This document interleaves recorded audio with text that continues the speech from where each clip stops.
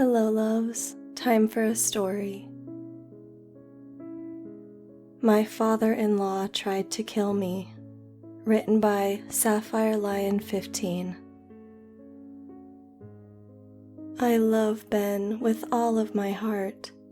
We met in college, and it was love almost at first sight. He proposed in 2018, and we got married a year later. Well, I say married. We actually had to elope in Las Vegas. Ben's parents didn't like me. I know no one really loves who their children marry. I mean, my parents didn't love Ben until he saved my little brother's life. He was choking on a chicken nugget. Ben knew the Heimlich maneuver. You do the math. But this felt different from the typical, "You're not good enough for our son." Mrs. Kennison, not Ben and I's last name by the way, was okay. She'd talk to me now and then, smile, etc. But it was obvious that she didn't like me. She made underhanded comments. She was always passive-aggressive with me, and she tended to play with my emotions. Mr. Kennison didn't even try to hide it. He basically told me that I'd ruined his son's chance at a happy life, and he did anything he could to make our life together miserable. He got drunk at the wedding reception and called me, not Ben, only me, slurs. He refused to help us pay for our honeymoon. We ended up just spending it at home, which wasn't that bad actually. And he kept calling my parents to try and get them to help break us up. I'm not even kidding. They ended up getting a restraining order. Ben was embarrassed by his parents' actions.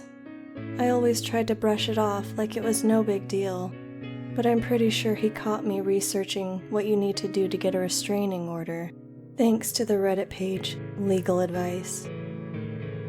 We ended up moving across the country 6 months after the wedding. Luckily, we did it before COVID-19 shut everything down. Things were pretty quiet for a while after that. We got new jobs, made friends with the neighbors, talked about having a family, etc. Then we got the email from Mr. and Mrs. Kennison. Ostensibly, they both wanted to come and visit to see how we were doing and to apologize for their behavior. We talked about it, then agreed to have them over. If I had known what they were really planning, I would have called the cops and changed the locks. They arrived that Friday afternoon. They swarmed over Ben, showering him with love and affection. I got a firm handshake and a half-hearted, "How are you?" So, nothing had changed. I just put on a brave face and gritted my teeth. Ben had promised me that if they did anything to hurt me, then he was throwing them out without a second thought. If only it was that easy. They mostly behaved themselves throughout dinner, although nitpicked at everything from the tablecloth to the dessert I'd made. We played a few hands of cards after dinner, then went to bed. I was worn out, but I thought I could survive their visit. I woke up at around 3 a.m. I was crazy thirsty and got up to go get a drink. I crept out of the room quietly to avoid waking Ben up. He's a light sleeper. As I went through the den, I thought I saw something in the corner. I looked closer, but I wasn't wearing my glasses. After a minute, I just brushed it off as a shadow. I walked into the kitchen. I still don't know how I didn't hear his footsteps.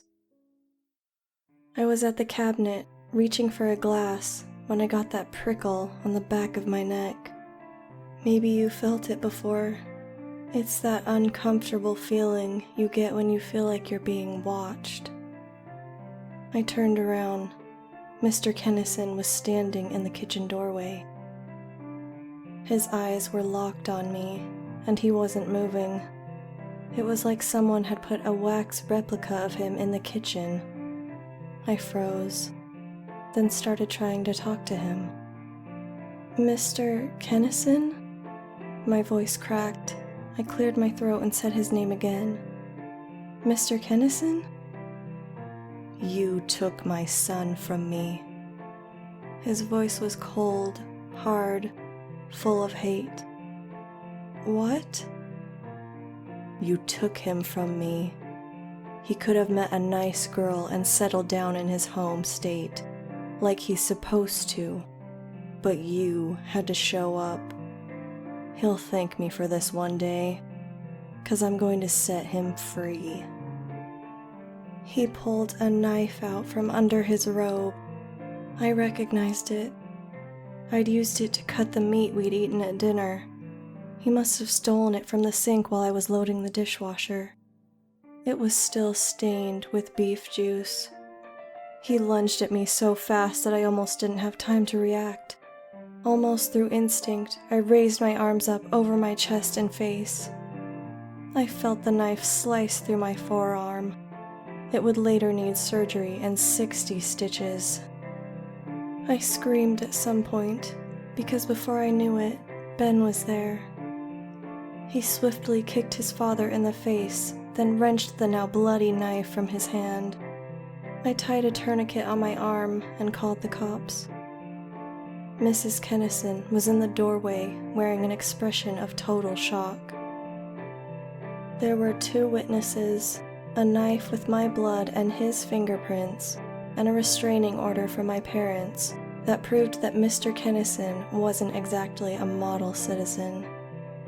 Mrs. Kennison refused to testify.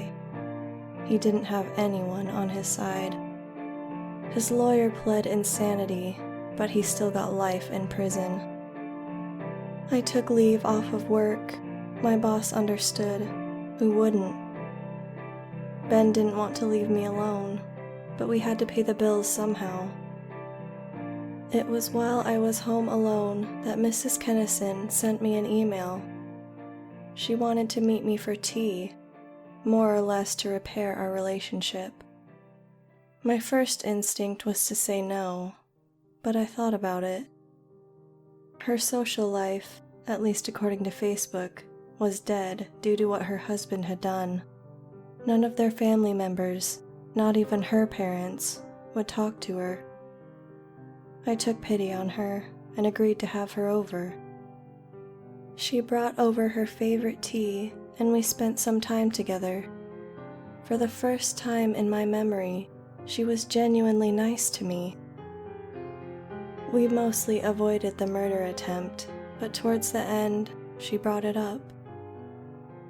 I really can't apologize enough for my husband's actions. Well, it's okay, you couldn't have known he was going to do that. He was so stupid.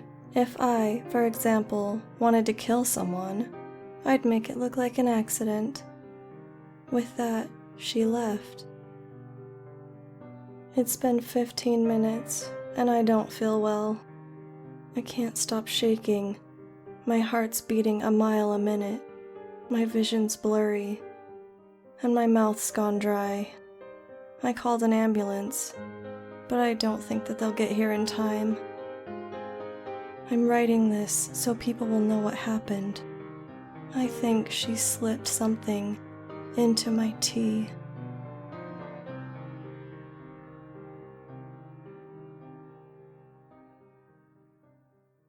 Thank you for your support, everyone. Remember to subscribe and like, and let me know if you enjoy my videos. Have a good night, everyone. Love, the Mistress.